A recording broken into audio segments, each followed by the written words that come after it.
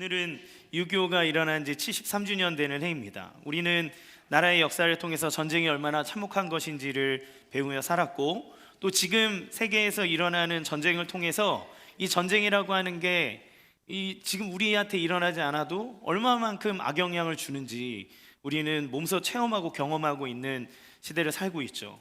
그러나 전쟁 중에도 가만히 보면 강하고 능력이 많은 쪽에는 그래도 소망과 희망과 평안을 가지고 있습니다. 그러니까 똑같이 전쟁을 하고 있다 그래서 다 물론 전체적으로 힘든 것이 있겠지만, 그러나 전쟁 중이어도 능력이 많고 힘이 센 쪽은 상대적으로 평안하고, 그리고 그 이후에 일어날 더 좋은 것들을 바라보는 소망이 있죠.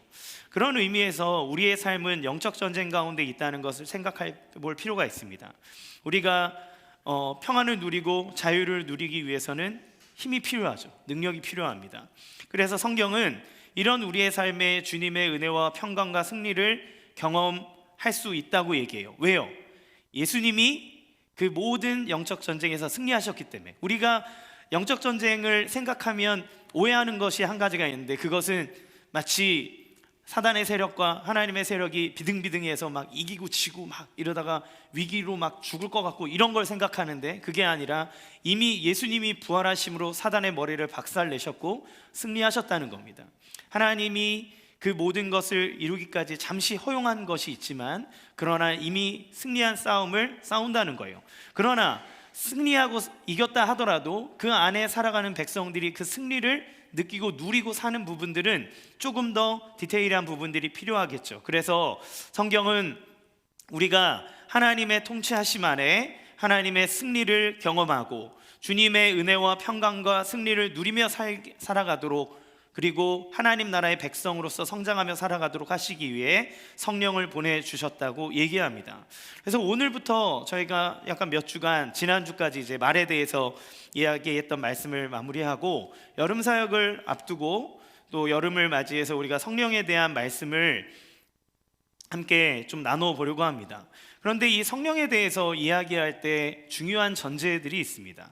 특별히 이거는 우리의 신앙생활 안에서도 필요한 자세인데, 신앙생활에 있어서 중요하게 여겨야 될 하나 가르침의 첫 번째는 성경의 가르침을 넘어서거나 배치되는 주장을 하면 안 된다는 거예요. 만약에 내 자신의 경험이나 느낌, 이런 체험들이 성경에 나와 있는 것보다 앞서는 것은 위험하다는 겁니다. 항상 내가 체험된 것들은 성경으로 해석되어져야 하고 그것이 올바른 것인지를 잘 생각해야 돼요. 그렇지 않으면 신비주의로 빠지거나 광신주의로 빠질 수가 있습니다. 자기의 체험이나 신비한 것들 항상 성경 안에서 해석할 뿐만 아니라 절제되어야 할 필요가 있는 거죠. 그러나 또 한 가지 주의해야 될 것이 있다면 반대쪽의 이야기입니다. 그거는 성경에서 말씀하고 있는 것보다 더 낮은 수준으로 생각하고 만족하고 있는 자세인 거예요. 이것도 역시 자신의 경험을 바탕으로 하는 신앙입니다. 자신의 수준 안에서 성경을 해석하고 자신의 생각과 경험 안에서 하나님의 은혜와 능력을 제한하는 거죠. 여기까지라고 생각하는 거예요. 그러니까 저는 이 예전에 저희 부모님들 시대에 주의를 시켰던 게 있다면 아마 이 전자의 이야기일 겁니다. 그때 은혜 받고 은사 받고 능력 받으려고 막 교회에서 예배 드리다가 막 산에 올라가고 기도원 가고 산기도 가고 막, 그래서 이상한 잘못된 올바르지 못한 신앙을 접하기도 하고 잘못해서 이단에 빠지기도 하고 막 이런 분들이 많이 있었죠. 그렇기 때문에 그런 시대를 살아갈 때에는 오히려 성령의 능력이나 은사 이런 것보다 하나님의 말씀과 또 하나님께서 우리에게 주신 것들을 균형 있게 훈련받는 것들을 더 강조했습니다. 근데 저는 지금의 신앙생활에 있어서 우리가 주의해야 될 것이 있다면 이 두 번째 후자의 내용이 아닌가 하는 생각이 들어요. 여러분 성령님을 믿으십니까? 성령님은 여러분의 삶에 어디까지 영향을 미칠 수 있다고 여러분은 생각하고 계십니까?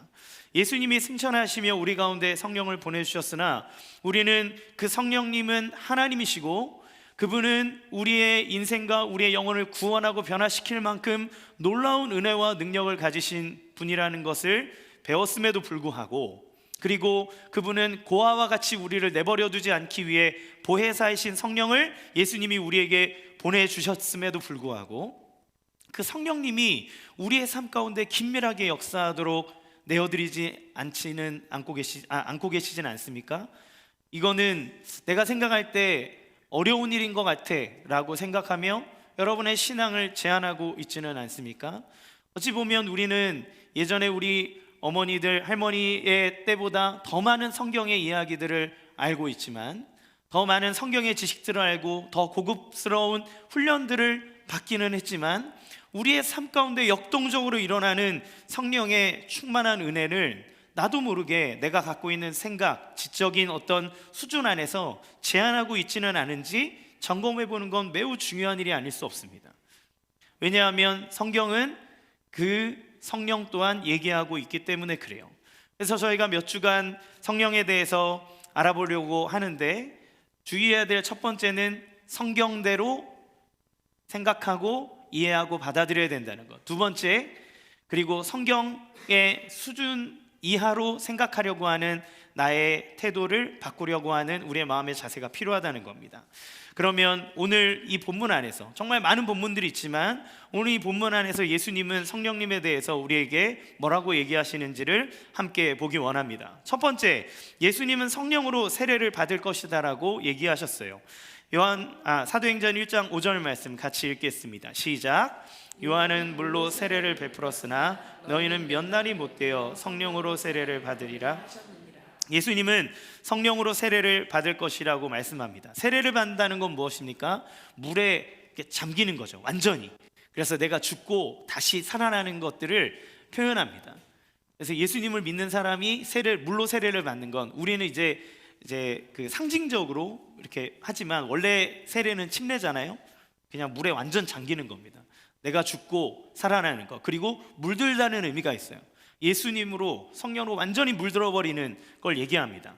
그런데 요한은 물로 세례를 베풀었는데 예수님은 너에게 성령으로 세례를 베푼다고 얘기했습니다.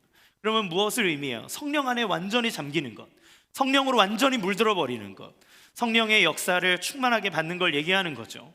그러면 이 성령으로 세례를 받는다는 의미가 우리 시대에 어떻게 적용될 수 있을까요? 이 사도행전 말고도 다른 본문에서 같은 표현이 나옵니다. 고린도전서 12장 13절 같이 읽겠습니다. 시작. 우리가 유대인이나 헬라인이나 종이나 자유이나 다 한 성령으로 세례를 받아 한 몸이 되었고 또 다 한 성령을 마시게 하셨느니라. 아멘. 여기서 한 성령으로 세례를 받아 한 몸이 되었다라고 얘기해요. 이거를 원어에 가깝게 해석하면 다 한 성령으로 한 몸속으로 세례를 받아 들어갔다, 이런 표현입니다. 그러니까 그리스도의 한 몸이 되는 방법이 바로 성령으로 세례를 받는다는 거예요. 그러면 그리스도의 몸은 무엇입니까? 교회를 얘기하는 거죠. 교회의 공동체 안으로 들어간다는 거예요. 그러면 여기에서 말하는 교회의 공동체 안으로 들어간다는 게 이제 교회 등록증 쓰고 신방 받아서 등록교인 되셨습니다라고 하는 걸 의미하는 건 아니죠. 여기에서 교회 공동체 안으로 들어간다는 것은 바로 예수님을 나의 구원자요 나의 하나님이라고 고백하는 믿음, 그 믿음을 갖게 하는 것이, 그 믿음을 갖는 것이 바로 성령의 세례라는 것을 알 수 있어요. 그러니까 이거는 거듭나는 것을 의미하는 거죠. 따라서 고린도전서 12장 13절에 나와 있는 이 성령의 세례라고 하는 표현은 중생, 즉 성령으로 다시 태어나는 것을 말합니다. 왜 중생이 중요할까요? 중생은 거듭난다라고 하는 표현, 중생은 바로 그리스도인으로 출발하는 것이기 때문에 그래요. 여러분, 우리가 예수님을 믿는 것이 어떻게 가능합니까? 여러분, 예수님을 어떻게 믿으시나요? 여러분의 마음속에 의지를 들여서 그것이 이해가 돼서 여러분 다 믿으셨나요? 사실 우리가 듣고 있는 이 복음의 메시지는 믿기 불가능할 만큼 황당한 이야기입니다. 2000년 전에 예수라고 하는 청년이 있었고, 그가 하나님의 아들인데 그가 우리의 죄를 대신해서 십자가에 죽었다. 그리고 그가 부활했다. 그런데 2000년 후에 있는 내가 그 예수를 믿으면 구원을 받아 하나님의 자녀가 된다는 이야기예요. 얼마나 말도 안 되고 허황되고 이상한 이야기입니까? 여러분, 이 이야기를 어떻게 받아들이셨나요? 이 이야기가 어떻게 여러분에게 믿어지셨나요? 믿으려고 노력하셨습니까? 아니면 믿어지셨습니까? 여러분, 우리는 이게 받아들여진 바 된 거예요. 어떻게 우리가 이걸 받을 수 있을까요? 성령께서 우리 가운데 역사하심으로, 우리 안에 중생의 역사를 일으킴으로 이 복음의 말씀을 받아들이도록 하는 겁니다. 이 이해할 수도 없고 본 적도 없고 말도 되지 않은 이 이야기가 우리에게 믿어지도록 성령이 역사하셨다는 거예요. 따라서 우리가 예수님을 나의 구원자라 나의 하나님이라 고백한다는 건 우리 안에 성령께서 강력하게 역사하시는 은혜가 있지 않고서는 그 믿음을 고백할 수 없다는 겁니다. 또 여러분이 아시는 성령님은 어떤 분이십니까? 성령님은 우리를 위하여 말할 수 없는 탄식으로 기도하시는 그런 분이십니다. 하나님의 깊은 것을 깨닫는 분이시기도 합니다. 우리를 돕는 보혜사이십니다. 얼마나 인격적이시고 친절한지 모릅니다.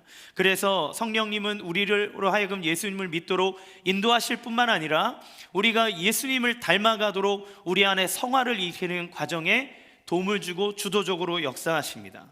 그래서 우리가 점진적으로 예수님을 닮아가게 하는 거죠. 예수님의 생명을 전하는 사역을 하도록 우리 가운데 도전을 주십니다. 삶 속에서 성숙해져서 사랑과 희락과 화평과 오래 참음과 자비와 양성과 충성과 온유와 절제에 이 성령의 열매를 맺어가 정말 예수님답게, 예수님의 자녀답게 살아가도록 이끄시는 거죠.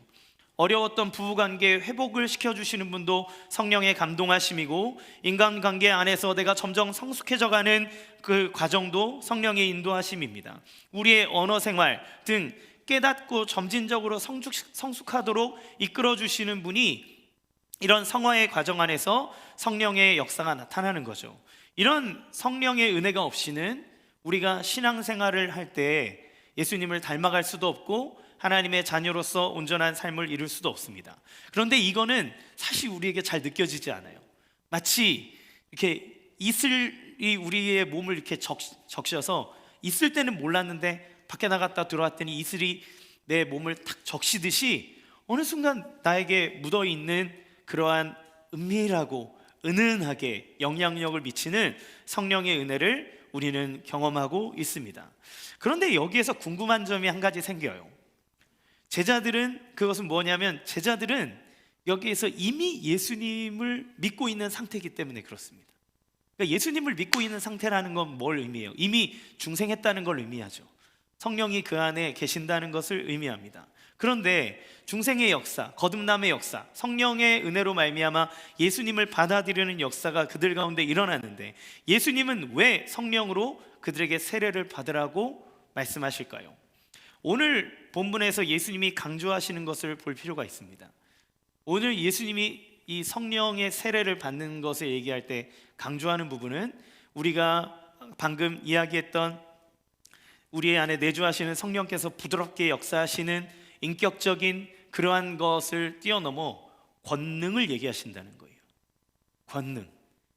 권능입니다. 성령은 우리에게 권능을 주시는 분, 능력을 주시는 분, 힘을 주시는 분인데 왜 예수님은 승천하시며 그들에게 이 성령의 권능을 강조하고 너희에게 능력이 입히워질 때까지 이 성을 떠나지 말라 하며 성령의 권능을 강조하시나요?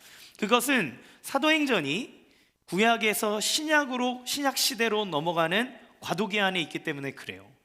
그래서 이 대구동신교회 권성수 목사님이라는 분이 오순절의 성령이라는 책에 보면 거기에서 뭐라고 얘기하냐면 예수님께서 사도행전 1장 8절에 올라가시면서 너희가 성령의 권능을 받으면 예루살렘과 온 유대와 사마리아와 땅끝까지 이르러 내 증인이 되리라, 이렇게 지역적인 구분을 해서 나오는데 이것은 성령이 강림하시는 것과 관련이 있다라고 해석을 합니다. 뭐라고 얘기하냐면 사도행전 2장 오순절의 성령의 강림은 예루살렘과 온 유대의 성령의 강림이라는 거예요. 그리고 사도행전 8장은 사마리아에서 일어나는 성령의 강림 사건이라고 얘기합니다. 그리고 사도행전 10장과 19장에 보면 고넬료 및 여러 이방 사람들에게 복음이 증거되고 그들이 성령을 받는 것을 통해 땅끝, 그러니까 하나님이 얘기하신 온 세상의 땅끝에 일어나는 성령 강림의 사건이라고 얘기하는 거예요. 그러니까 급격하게 예수님이 승천하면서 사도들을 통해 복음이 증거될 때 구약에 있는 시대를 신약으로 전환하는 이 과도기의 시대 아래에 필요한 것이 무엇이냐면 하나님의 권능, 능력이 강력하게 나타나야 되는 시기이기 때문에 그렇습니다. 그러면 우리의 시대를 보면 우리는 구약에서 신약으로 넘어가는 과도기의 시대를 살고 있지는 않죠. 우리는 신약의 시대입니다. 따라서 이 성령 강림에 대한 사건과 성령의 능력과 일어나는 현상들을 그 당시에 있었던 초대교회의 어떤 현상을 모델을 아예 정형화시켜서 우리에게 전부 다 적용하는 것은 무리가 있어요. 그거는 그 시대와 그 상황에 맞는 하나님의 세심한 배려고 하나님의 뜻이 있다는 겁니다.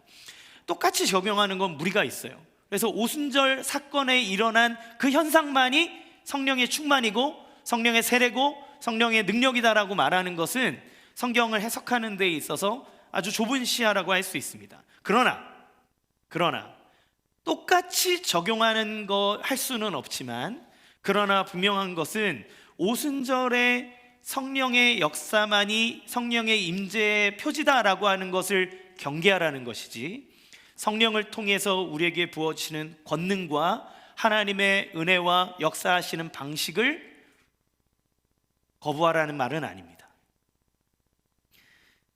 그 권능을 힘입는 것을 적용할 수 없다는 이야기가 아니라는 말이에요. 그러면 다시 말하면 우리 시대에도 동일하게 성령을 통해서 부어주시는 권능과 능력이 나타날 수 있고, 그것을 향한 우리의 시선과 마음을 올바로 갖는 것은 매우 중요하다는 것을 알 수 있습니다. 그래서 기독교 역사에 살펴보면 우리나라 1907년도에 있었던 평양 대부흥운동뿐만 아니라 1903년에 있었던 웨일즈 대부흥운동, 미국에 있었던 대각성 운동 등 이런 것들을 보면 하나님께서 비상시 사회의 상황과 하나님의 큰 일들을 위해서 사도행전처럼 놀랍게 권능과 역사를 부어주시는 일들이 교회사에 빈번하게 등장한다는 것을 보게 됩니다. 그때 하나님은 마치 성령의 세례가 부어지듯이 충만하게 되는 역사를 우리는 교회의 역사를 통해 보았고, 그 역사의 유산을 통해서 우리는 정말 수많은 교회들과 편안한 신앙생활을 할 수 있는 발판을 속에서 이런 신앙생활을 하게 된 거죠.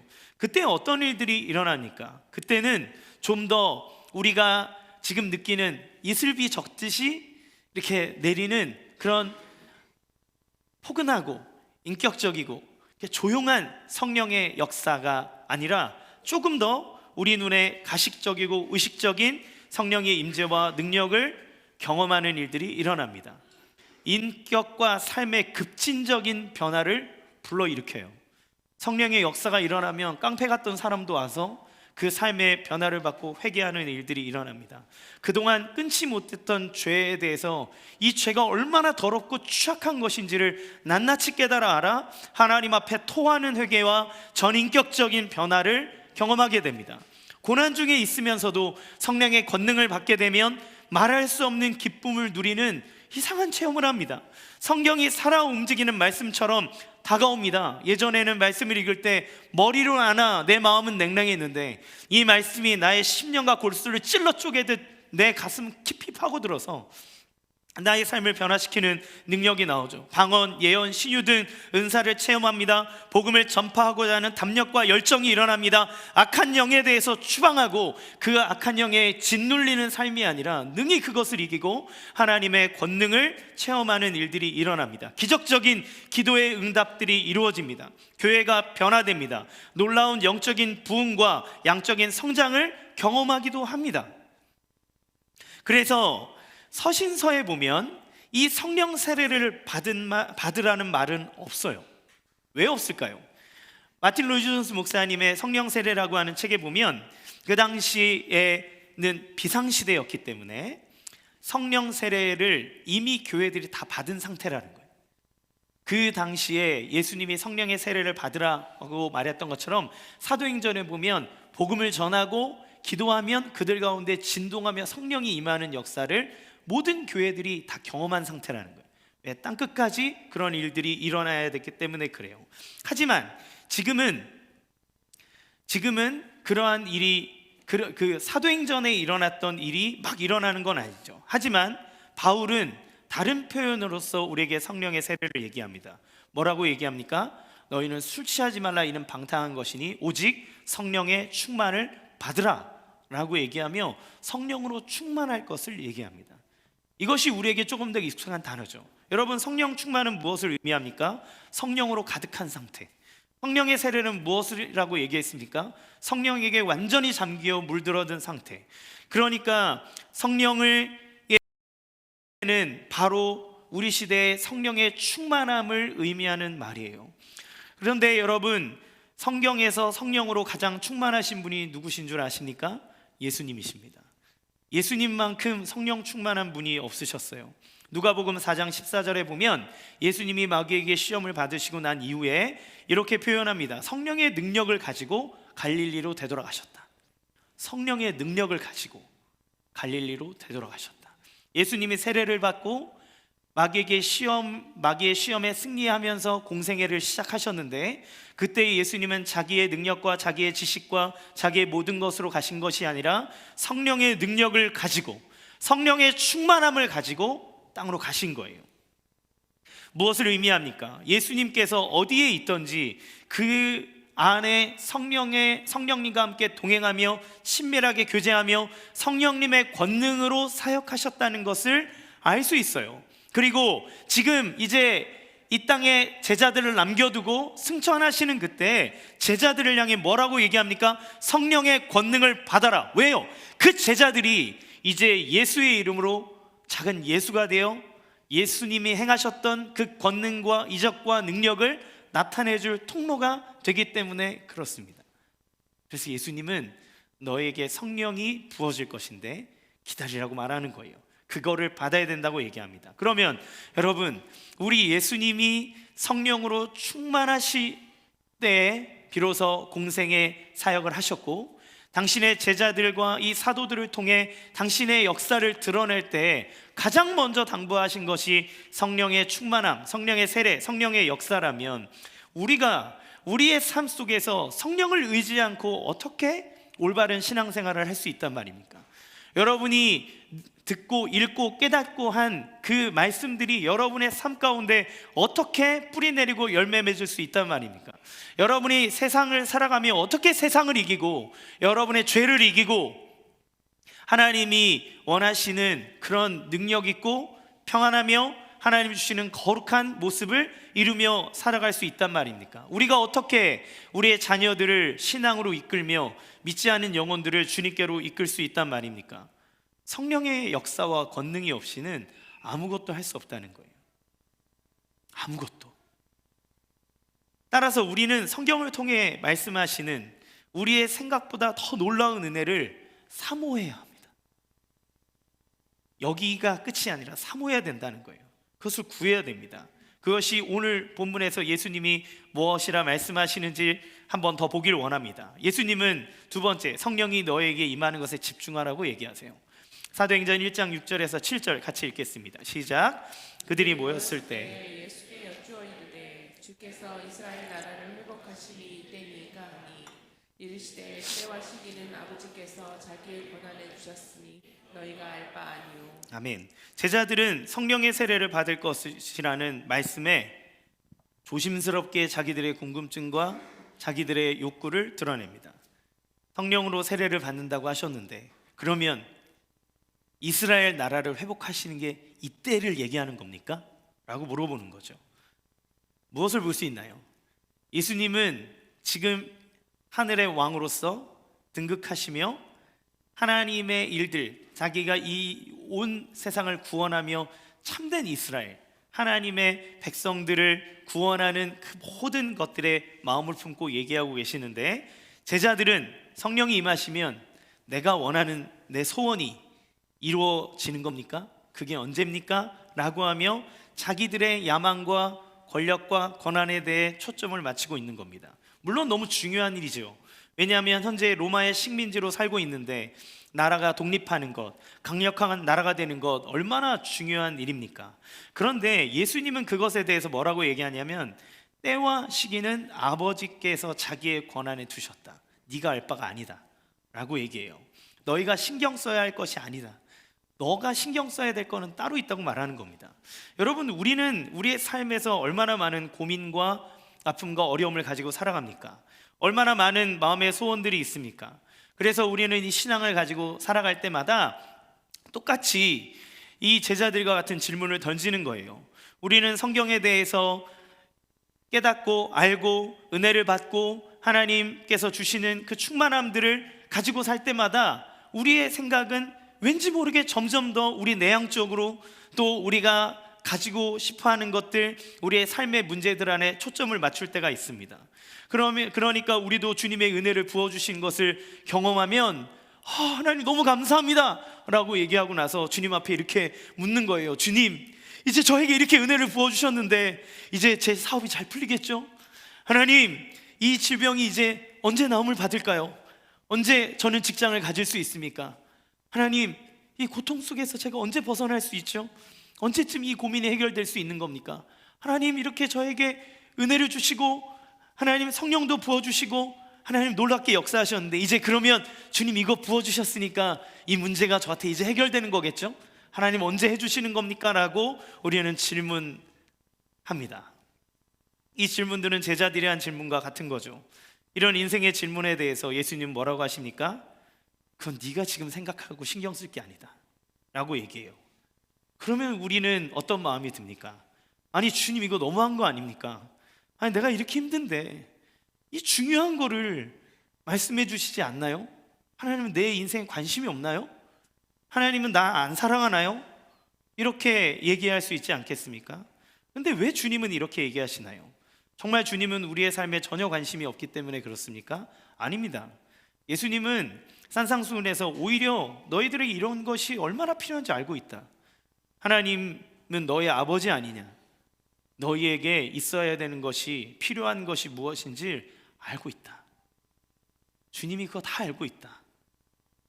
그러니까 그거 구하려고 애쓰지 마라. 그건 이방인들이 하는 거다. 너희는 먼저 그의 나라와 그의 의를 구하라고 얘기하지 않습니까? 그거는 하나님이 우리의 삶에 관심이 없다라고 하는 의미가 아니라 하나님이 지대하게 관심을 갖고 있으니 너는 더 중요한 것에 너의 관심을 집중하라는 것을 얘기하는 거예요. 따라서 이 말씀은 너의 질문이 틀렸다는 말씀도 아닙니다. 그런 질문을 하지 말라는 말도 아닙니다. 그런 기도는 입 밖에도 꺼내지 말라는 말 아닙니다. 여러분, 저는 여러분이 여러분의 인생의 아픔과 어려움, 고민들, 슬픔, 상처, 이 모든 것들 주님 앞에 다 털어놓고 눈물을 흘리며 기도하기를 원합니다. 주님도 기도하라 하셨습니다. 주님은 우리에게 복 주기를 원하십니다. 그런데 다만 그 모든 것들을 기도하고 있다면 그 때와 시기는 하나님 앞에 맡기라는 거예요. 주님이 가장 선하신 때에 그것을 이루신다는 겁니다. 기도 제목이 이루어지는 것에 대한 권한은 나에게 있는 것이 아니라 주님께 있는 것이니 너는 너가 지금 현재 해야 될 것들, 너에게 가장 중요한 것에 집중하라는 겁니다. 여기에서 우리가 인정해야 되는 것은 무엇인가요? 권한이 우리에게 없다는 거예요. 근데 우리가 기도할 때마다, 우리는 믿음이 강력해질 때마다 우리가 빠지는 오류가 있는데, 마치 우리의 강력한 기도와 강력한 믿음이 우리의 무언가 원하는 소원을 잡아 당길 수 있다고 믿는 믿음입니다. 아니요, 기도의 응답의 권한은 주님이 갖고 있는 겁니다. 그것을 인정해야 되는 겁니다. 우리가 기도하는 이유는 그 주님을 믿기 때문인 거죠. 그러기에 예수님은 그 때와 시기는 아버지의 손에 있다, 주님의 손에 있다. 너는 그것 말고 지금 이것을 생각하라고 얘기합니다. 무엇입니까? 8절 시작. 오직 너희가 권능을 받고 예루살렘과 온 유대와 사마리아와 땅 끝까지 이르러 내 증인이 되리라 하시니라. 아멘. 오직 성령이 너에게 임하시면 너희가 권능을 받고 내 증인이 된다는 거예요. 아니, 이스라엘 나라를 회복하는지를 물어봤는데 갑자기 동문서답하는 거예요. 뭐 내 증인이, 아니 회복하냐고요, 맞냐고요. 그런데 주님 갑자기 너희가 권능을 받으면 내 증인이 된다는 거예요. 왜 내 증인이 된다는 것을 지금 얘기하고 계실까요? 바로 예수님이 죽음에서 부활하셔서 승천하시는 그 순간이 온 세상의 왕으로 등극하는, 왕으로 즉위하는 그 순간이기 때문에 그렇습니다. 여러분, 1세기 사회에서 왕이 즉위하면 전령들을 전국 각지로 다 보내서 새로운 왕이 즉위됐다는 소식을 알립니다. 왜? 지금처럼 뭐 뉴스가 있는 것도 아니고 SNS가 있는 것도 아니고 카톡이 있는 것도 아니기 때문에 그 소식을 전령들이 가지고 전국 각지로 쫙 뻗어서 소식을 전하는 거예요. 그렇죠?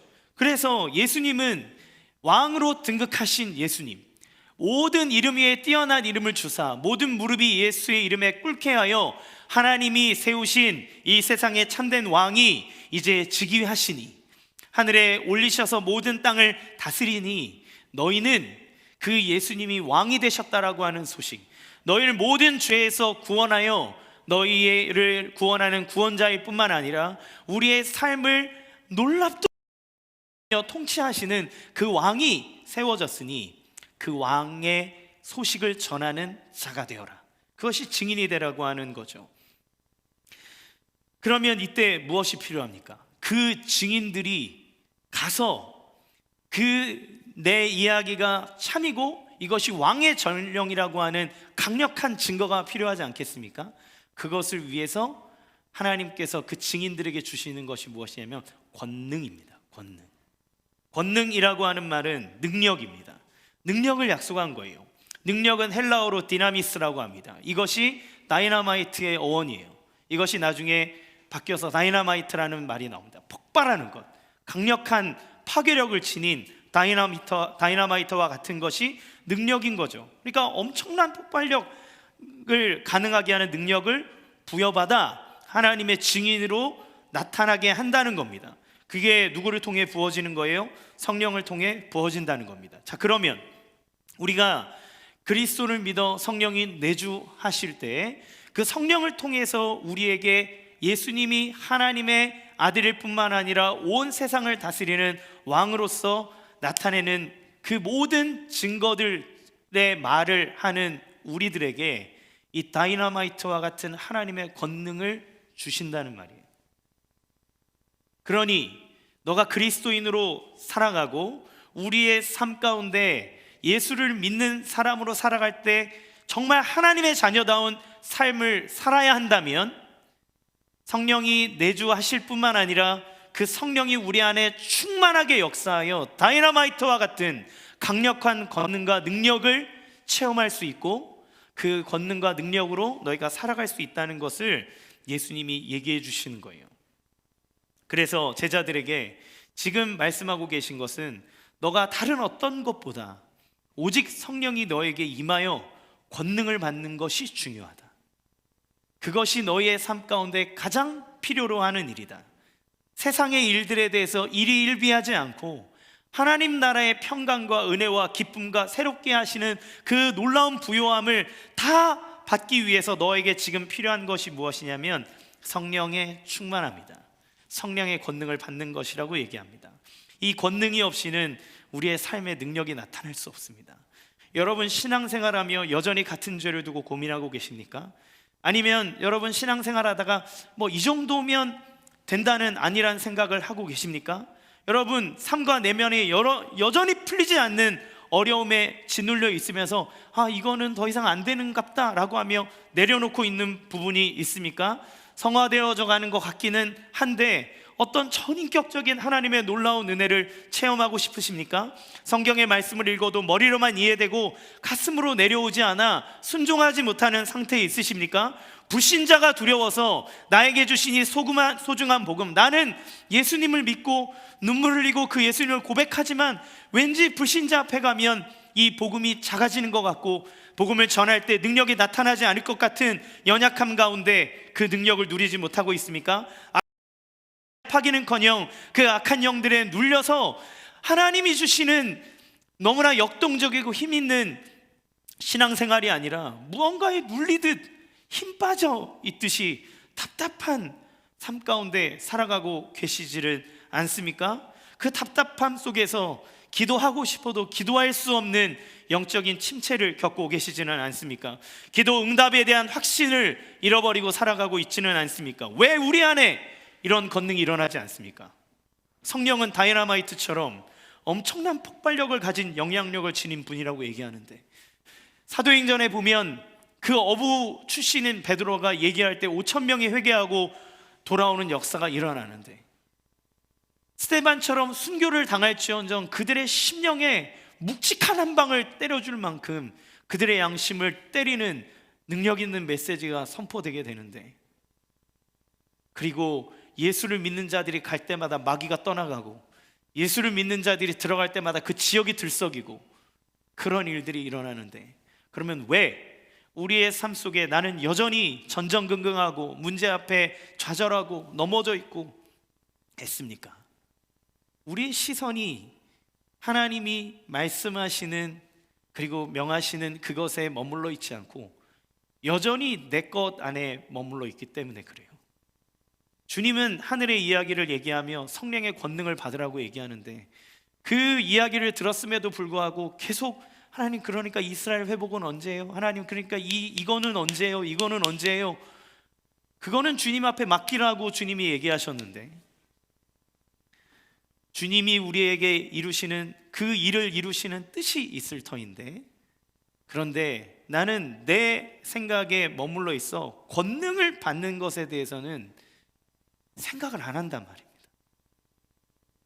주셨는데 안 쓰고 있단 말입니다.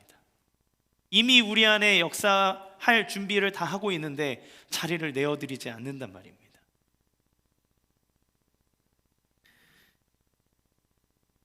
우리 안에 성령님을 향한 기대감이 없으면 역사하지 않습니다. 하나님은 그 성령을 기대하고 능력과 권능을 받으라 얘기하는데, 하나님의 말씀을 믿지 않고 내 수준으로 생각하고 있으면 절대 그 이상 뚫고 올라갈 수가 없습니다. 제가 주일학교 사역을 할 때, 어린이 사역을 할 때였습니다. 아이들 수련회를 하면 뭐 제약들이 많아요. 뭐 애들 뭐 설교할 때 뭐 15분 넘어가면 애들이 지루하고, 애들 기도할 때 기도를 잘 못하고, 기도에 너무 길면 지루해하고 어려워하고, 그때 제가 첫 부임하고 신대원 1학년 때 쥐뿔도 아무것도 모르고 열정만 불타오를 때 하나님 앞에 기도하고 하나님 주신 마음으로 선생님들과 이야기했습니다. 우리 하나님이 하실 일들 제한하지 맙시다. 아이들이 성령 받을 수 있습니다. 아이들이 말씀 들을 수 있습니다.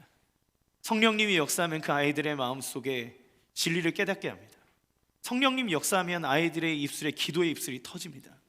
성령님이 역사하면 그 아이들의 생각을 바꿀 수 있습니다. 우리의 생각과 상식을 뛰어넘는 주님의 은혜가 있으니 그거 믿고 갑시다. 그 밤에 아이들이 1시간 설교를 막 따라하면서 막 말씀을 듣고 싶어서, 여기 제 제자들이 있습니다. 네, 듣습니다. 기도하는 그 시간 동안에 하나님 앞에 막 간절하게 부르짖으며 얼마나 기도하는지 모릅니다. 그런데 여러분, 인간이 얼마나 간사한지 아세요? 하루 그렇게 기도하고 날잖아요. 그러면 그 다음날 애들이 기도할 게 없는 느낌이 드는 거예요. 어제 은혜 다 받아버렸는데 오늘은 뭐 기도하지? 막 이러고 있어요. 제가 집회하기 전에 또 애들 봅니다. 얘들아, 하나님은 니네 상상을 초월하는 분이야. 너희의 그릇으로 하나님을 재단하지 마. 너는 그릇을 많이 준비하고 큰 그릇 준비하고 뚜껑만 열어놓으면 돼. 그럼 오늘 밤에 하나님이 너에게 역사한다. 네가 상상할 수 없는 일들이 오늘 밤에 이루어진다.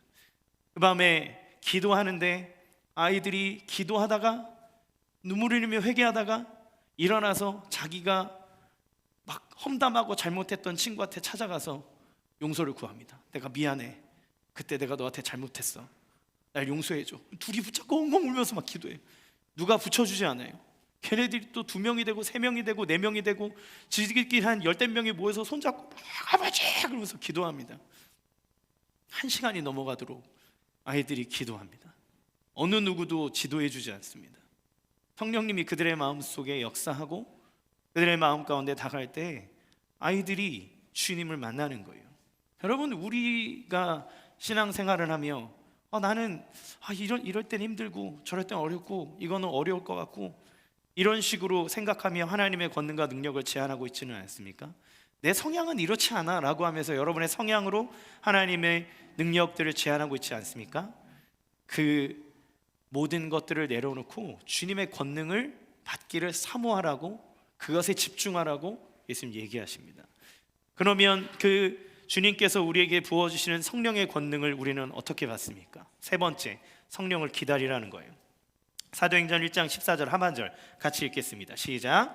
마음을 같이하여 오로지 기도에 힘쓰더라. 아멘. 예수님은 너희에게, 예수님을 본 제자들의 마음이 얼마나 흥분될까요? 죽은 줄 알았는데 죽었다가 무덤에서 부활해서 살아나셔서 내가 살아났다고 얘기하시는 그 예수님을 볼 때 이거는 진짜 빨리 알려줘야 돼. 막 SNS에 올려야 되고 예수님 사진 찍고 막 여기 목자국 사진 찍어가지고 올리고 대박 사건, 야 난리 났어, 지금 진짜 살아났어 이러면서 막 올려야 돼요. 알려줘야 돼요. 막 흥분해요. 근데 예수님 뭐라 그럽니까? 가만히 있고 그냥 내가 아버지께서 약속하신 것을 너에게 보내줄 때까지 이 성을 떠나지 마. 기다려. 가만히 있어. 하지 마. 그 얘기하십니다. 제자들은 예수님이 기다리라고 하는 이 메시지를 기도하라는 것으로 받아들였습니다. 그들은 예루살렘을 떠나지 않고 마가의 다락방에 모였습니다. 그리고 기도했습니다. 우리도 성령의 충만함 세례를 받기 위해서 해야 되는 것이 있다면 바로 기도입니다. 기도 이외에 성령으로 충만할 방법이 없습니다. 하나님이 기도를 통해서 우리에게 역사하시는 것이 성경의 메시지이고, 마치 우리가 무엇을 얻어내듯 지극정성을 드러내야 한다는 것이 아니라는 거예요. 여러분, 기도에 대해서 생각할 때 주의할 것이 있습니다. 아까도 잠깐 언급했지만 기도는 내가 하나님에게 대해서 무언가를 얻어내기 위한 작업이 아니라는 겁니다. 어떤 목사님께서 기도에 대한 두 가지 신앙을 얘기해 줬는데 이게 제 마음에 확 꽂혔어요. 너무 워딩이 훌륭해요. 기도에 대한 두 가지 신앙이 있는데, 하나는 기도를 믿는 신앙이 있고 하나는 믿음으로 기도하는 신앙이라는 거죠. 이 기도를 믿는 신앙은 무엇입니까? 내가 열심히 기도하면, 내가 정성을 다해서 기도하면 하나님이 내 정성을 보고 기도에 응답한다는 얘기예요. 여러분, 이거는 모든 종교가 갖고 있는 방식입니다. 금식을 하던 철야를 하던 어떤 방법으로든 하나님 앞에 매달려내면 하나님이 그것을 보고 지성이면 감천이라고 하늘이 감동해가지고 우리에게 그 기도 제목을 들어준다는 표현입니다. 물론 하나님은 열심히 기도하라고 하셨습니다. 부르짖으라고도 하셨습니다. 그러나 이런 식의 기도 응답을 받는 사람들은 반드시 함정에 빠지게 되는데, 내가 하나님을 굴복시키고 하나님에게서 이 기도의 응답을 뜯어냈다고 하는 겁니다. 그러나 믿음으로 드리는 기도는 다르죠. 믿음의 대상에게 집중하는 겁니다. 그 대상이 어떤 분인지를 알고 그분의 뜻이 이루어지기를 위해서 간구하는 거예요. 그런데 그 하나님이, 우리가 기도하는 대상이신 그 하나님이 선하시고 선하실 뿐만 아니라 나를 죽기까지 사랑하시는 분이기 때문에 그분이 나에게 주시는 모든 것은 선하다는 것을 믿는 겁니다. 그게 믿음으로 드리는 거예요. 그분은 나에게 최고의 것으로 응답하시는 분이라는 겁니다. 그 사실을 믿는 거예요. 이처럼 성령을 구하는 기도에 있어서도 우리는 하나님을 믿는 믿음으로 나아가야 됩니다. 왜 그런가요? 성령은 우리가 얻어내는 게 아닙니다. 하나님 앞에 뜯어내서 마치 신내림 받는 그 무당처럼. 여러분, 진짜 무당들이 신내림 받는 거 보셨어요? 밤새 막 다시 그 선배 무당이 그 신기 있는 애를 데려다가 신내림 받는 작업을 하면 밤새 막 계속 구슬합니다. 정성을 다 들여서 신이 임할 때까지 받아내는 거예요. 얻어내는 거예요. 자기에게 그 영이 들어와서 자기를 하도록 그거를 받아내기에 온갖 정성을 다 드립니다. 그런 이야기가 아니에요. 하나님은 주님이십니다. 왕이십니다. 내가 요구하는 대로 이렇게 해라 저렇게 해라 할 수 있는 분이 아닙니다. 우리는 그분의 주권과 그분이 가지고 있는 권한을 인정해야 돼요. 주시는 분은 하나님이십니다. 물론 우리 안에 성령님을 이미 예수님을 믿을 때 보내주셨고 우리 안에 내재하고 계십니다. 그런데 우리가 성령의 강력한 임재와 역사함을 받는 것은 또한 주님 앞에 뜯어내야 할 기도의 제목이 아니라 주님이 우리에게 명하신 명령이고 하나님이 원하시는 바이기 때문에 그것을 믿고 하나님 앞에 기도하는 기도의 자세로 나아가야 돼요. 성령을 기도하는 것은 하나님을 믿어야 됩니다. 예수님이 승천하신 예수님의 사역이 뭐냐면 바로 성령을 보내시는 사역이기 때문에 그래요. 누가복음 24장 49절 같이 읽겠습니다. 시작. 볼지어다 내 아버지께서 약속하신 것을 너희에게 보내리니 너희는 위로부터 능력으로 입혀질 때까지 이 성에 머물라 하시니라. 예수님의 사역은 성령을 부으시는 거예요. 성령을 어떻게 받습니까? 노력으로 얻는 게 아니라는 겁니다. 예수님을 믿는 믿음으로 받는 거예요. 마틴 로이드 존스 목사님께서 얘기하기를 우리가 원할 때마다 성령 세례를 받을 수 있다고 말해서는 안 된다. 왜요? 기도의 대가가 아니라 전적인 하나님의 은혜이기 때문에 그렇습니다. 이거는 받을 수 없다는 말이 아니에요. 예수님이 십자가에 죽으시고 부활하시어 우리에게 믿음으로 살아가도록 변화하기 위해 하시는 사역이 뭐냐면 우리에게 성령을 부어주실 뿐만 아니라 충만하게 하사 우리로 하여금 그리스도를 닮아가도록 하시기 때문입니다. 그 성령님을 통해서 역사하시는 것이 예수님의 뜻이기 때문에 그래요. 그러나 그 권한을 주님 앞에 맡겨드리는 것이 우리의 자세이기 때문에 우리는 무엇을 해야 됩니까? 기도하는 겁니다. 계속 주님의 뜻이 이루어질 때까지. 최근에 일어났던 에즈베리의 대부흥 기사를 보신 분들이 많을 겁니다. 그때 그 사람들이 모여서 오늘 성령 한번 임재해봐 오늘 한번 강력한 임재의 역사를 한번 느껴봐 하면서 발광하는 중에 그들의 뜻대로 임한 게 아닙니다. 그냥 예배 중에 기도해야 될 것 같은 거룩한 부담감이 들었던 몇 청년들이 모여서 기도하기 시작했는데 그때 설교자도 떠나고 모든 사람들 다 떠난 그 자리에서 호련히 성령이 그들 가운데 임한 겁니다.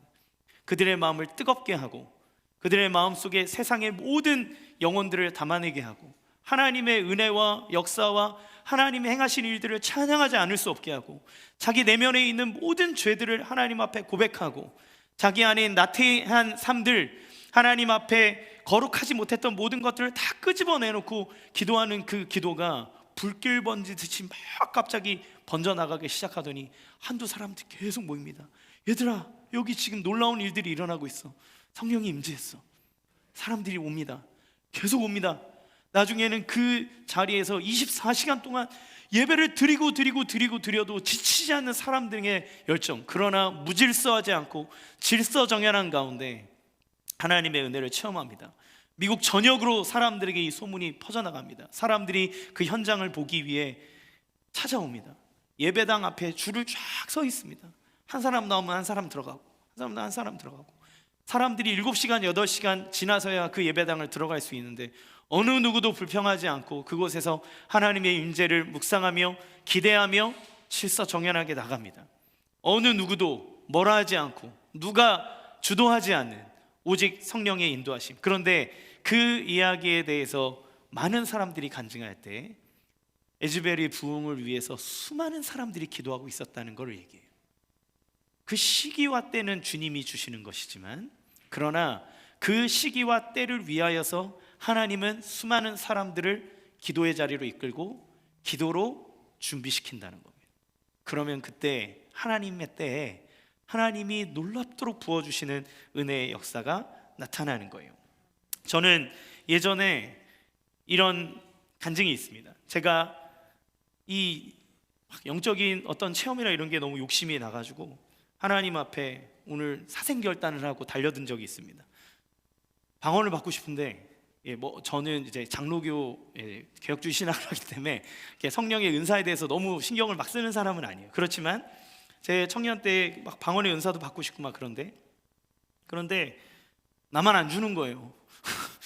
부흥해야 하는데 막 얘도 받고 쟤도 받고 다 받는데 저만 못 받는 거예요. 제 동생은 막 건반하고 있었는데 건반하는 중에 방언을 받아가지고 막 싸바 막 이러면서 막 이거 막 이러면서 막 반주를 막 해대고 막 이러는데 나는 막 이렇게 해야 하는데 나는 안 주는 거예요. 막 열받아 죽겠는 거예요. 그래서 주님 왜 나는 안 줘요? 나도 주세요. 저도 주세요. 저 엄청 열심히 기도해요. 막 집중하고 기도하는데 집회가 다 끝나도록 못 받았습니다. 화딱지가 않았어요. 자존심 상하고 내가 훨씬 쟤보다 난 것 같고 그런데 왜 나는 안 줘?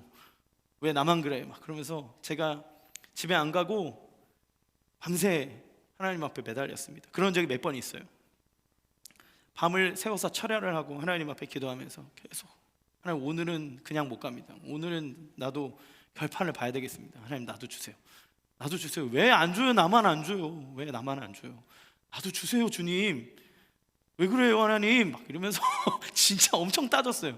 따지고 막 하나님 좀 달라고요 하나님. 그래서 막 얘기하는데 안 주시는 거예요. 새벽 2시, 3시 넘어. 제가 강대상 뒤에 숨어서 교회 불 다 꺼지고 문 잠기고 다 나갔는데 혼자 거기에 누워서 하나님이랑 뭐 울다가 막 짜증 내다가 하나님 나도 좀 주세요. 왜 그래요 하나님? 나도 줘요. 사모하는데 왜 안 줘요? 그러면서 계속 하나님 앞에 따지고.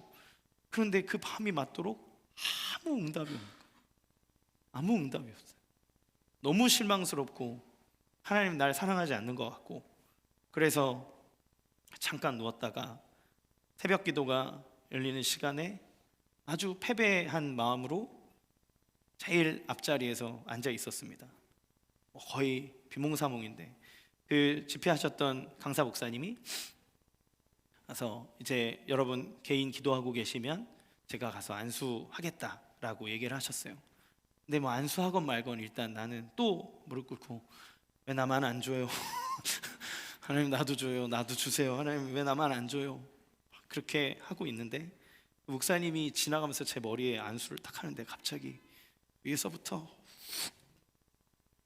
못이 들어오기 시작하더니 제 몸이 막 진동하기 시작하면서 제가 막 방언으로 기도를 하기 시작하는데, 그런데 무슨 말인지는 모르겠고, 그런데 막 여기가 막 너무 점이듯이 마음이 너무 아파서 주님 마음이 느껴지고 너무 가슴이 아파서 하염없이 눈물을 흘리고 꺼이꺼이 우려대면서 방언을 하면서 기도하는데 그 하나님 마음이 막 너무 느껴지는 거예요. 주님 앞에 말할 수 없는 회개를 드리고 나의 교만함과 연약함을 올려드렸던 기억이 납니다. 여러분, 밤을 새워 기도하는 열심이 우리에게 성령을 보장하지 않습니다. 성령의 충만함을 얘기해 주지 않습니다. 그거는 하나님의 소관이에요. 하나님이 주려고 하는 타이밍이 있습니다. 이들에게 기도하고 기다리라 얘기했을 때 주님의 타이밍은 오순절이에요. 그렇지만 이 사람들은 오순절에 임할 거라는 생각을 못하고 있습니다. 뭐 하는 거예요? 그냥 기다리는 거예요. 왜요? 주님을 믿으니까. 주님이 준다 했으니까. 주님이 역사한다 했으니까. 그러니까 그들이 그걸 하는 겁니다. 주님은 그들에게 야 이제 내가 복음 전한다, 부활한 거 봤지? 홍보물 잘 만들고 전도의 전략을 짜고 이렇게 해가지고 훈련을 시키고 이렇게 해가지고 자 이제부터 내가 부활한 거를 세상에 알려! 이러면서 프로세스를 만들지 않으셨어요. 뭐 시키셨습니까? 권능을 받으라는 겁니다. 권능을 받으라는 거예요. 그것이 너에게 중요하다. 그것이 1번이다. 그것이 일어나지 않고서는 너희가 아무리 모든 걸 가지고 간들 능력이 나타날 수가 없다. 여러분, 기도하지 말라는 말입니까? 아니요. 오히려 주님의 약속을 믿기 때문에 깨어서 계속해서 기도해야 됩니다. 기도의 자리에 있어야 됩니다. 전혀 기도에 힘써야 됩니다. 여러분이 새벽 예배를 나오든 여러분의 개인의 기도 시간에 기도하는데 무언가 응답되지 않는 것 같고 뭔가 지리하게 시간이 지나는 것 같다 할지라도 우리는 그 기도의 자리를 지키며 하나님이 하나님의 권한에 따라 정하시는 그때에 주의 뜻과 은혜와 능력이 나타나도록 하나님을 믿으며 그 자리에 있는 겁니다. 그때 하나님의 역사가 나타나는 거예요. 그때 하나님의 능력이 나타나는 거예요. 주님은 그 모든 시간을 통해 우리를 단련시킵니다. 우리가 이제 여름 사역을 앞두고 있죠. 제가 이번 주에 새벽 예배를 나오는데 너무 피곤한 거예요. 진짜 알람을 거의 졸음 자전거 운전이라고 막 이렇게 눈을 비비면서 오는데 여기 와서 비몽사몽 막 기도하다가 졸다가 이렇게 피부에 뭐 난 약 때문에 뭘 먹고 했더니 너무 졸려가지고 정신을 못 차리겠는 거예요. 그런데 기도하다가 갑자기 어느 순간 불현듯 하나님이 저를 팍 깨우더니 하태 너 여름 사역 앞두고 얼마나 기도하냐? 너 여기에 뭐가 필요하냐? 아이들을 위해서 인형극도 준비하고 간식도 준비하고 공과도 준비하고 이런 거 준비하는데 너 이번에 처음 몽골 선교 나가는데 몽골 선교팀에 돈도 준비해야 되고 티켓도 준비해야 되고 선교사님이랑 하면서 거기에서 해야 될 사역도 준비해야 되는데 그거 다 준비되는 것 같은데 너는 이 사역을 위해 권능으로 준비가 되었느냐? 너는 이 사역들을 위해서 너의 교회는 얼마나 기도하며 하나님의 권능을 받았느냐? 여러분, 우리가 아이들을 변화시킬 수 있는 힘은 어디에서 나옵니까? 주의 권능이 아니고서는 나타날 수가 없습니다. 여러분, 우리의 자녀들에게 주의 말씀과 은혜와 역사가 어떻게 드러납니까? 그 부모와 교사와 목사와 사역자들이 권능을 입지 않고서는 아이들을 즐겁게 해줄 수 있을지언정 그들의 인생을 변화시킬 수 없습니다. 여러분, 선교회 사역 가서 무엇을 주고 올 생각이십니까? 여러분, 우리는 권능을 힘입어 우리를 볼 때마다 예수가 보이게 만들어야 됩니다. 주님, 우리가 가는 곳마다 예수의 능력과 은혜가 나타나고 예수의 빛이 드러나는 사람이 되도록 우리에게 권능을 주신다는 거예요. 여러분, 여러분의 삶 가운데 여러분은 예수님의 권능을 사모하고 그것을 누리며 살아가고 계십니까? 주님은 그것을 받으라 하셨고, 받으라 한 거는 하나님의 뜻인 거고, 하나님의 뜻대로 구하면 무엇이든지 준다고 얘기하셨는데, 그러면 역시 혹시 우리는 주님 앞에 구하지 않으므로, 사모하지 않으므로 못 받고 있는 건 아닌지요? 그러면서 우리는 삶 가운데 오는 육체의 연약함, 마음의 무너짐, 내 삶에 일어나는 모든 일들에 좌절하여 넘어지고, 그래, 좀 인간이 뭐 이러다가 넘어지기도 하고 그런 거지 라고 하는 그냥 그저 그런 상태의 신앙으로 여러분 살아가기 원하십니까? 사랑하는 성도 여러분, 권능 받기를 원합니다. 주의 은혜가 여러분 가운데 능력이 나타나기를 원합니다. 그래서 주님 앞에 회개하면서 새벽에 회개하다가 주님 기도하겠습니다 마음을 주셨어요. 이번 주 새벽 예배는 여름 성경학교와 몽골 단기 선교를 위한 특별 기도회를 하려고 합니다. 여러분 마음 안에 또 함께 기도에 동참하기 원하시는 분들은 오셔서 함께 기도해 주시기 바랍니다. 우리가 기도하지 않고 그 일을 이룰 수 없습니다. 아무것도 할 수 없습니다. 7월 7일에 있을 금요 집회에 단순히 몽골 선교를 파송하는 파송식이 아니라 우리가 여름을 준비하며 성령 안에서 은혜를 누리고 충만하게 하고자 하는 영적인 잔치입니다. 여러분의 시간을 내어서 기도의 자리에 나오시기 원합니다. 여러분의 시간을 들여 주님 앞에 기도의 자리에서 주의 은혜를 기다리십시오. 주의 권능과 능력이 우리의 삶을 통해 온전하게 나타나게 될 줄로 믿습니다. 이 시간 우리 같이 함께 찬양하고 기도하겠습니다.